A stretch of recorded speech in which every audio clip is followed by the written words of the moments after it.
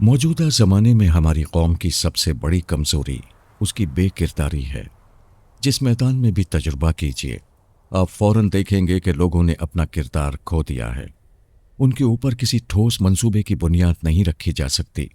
جہاں بھی انہیں استعمال کیا جائے وہ دیوار کی کچی اینٹ ثابت ہوتے ہیں، وہ دیوار کی پختہ اینٹ ہونے کا ثبوت نہیں دیتے۔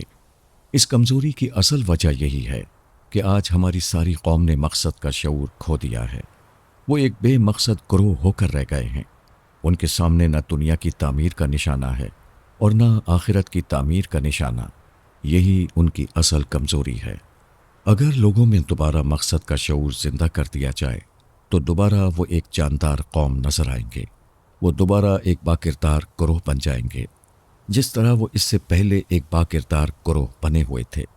قوم کے افراد کے اندر مقصد کا شعور پیدا کرنا، ان کے اندر سب کچھ پیدا کرنا ہے۔ مقصد آدمی کی چھپی ہوئی قوتوں کو جگا دیتا ہے، وہ اس کو نیا انسان بنا دیتا ہے۔ بیشتر لوگوں کا حال یہ ہوتا ہے کہ وہ اپنی قوت کو تقسیم کیے ہوئے ہوتے ہیں۔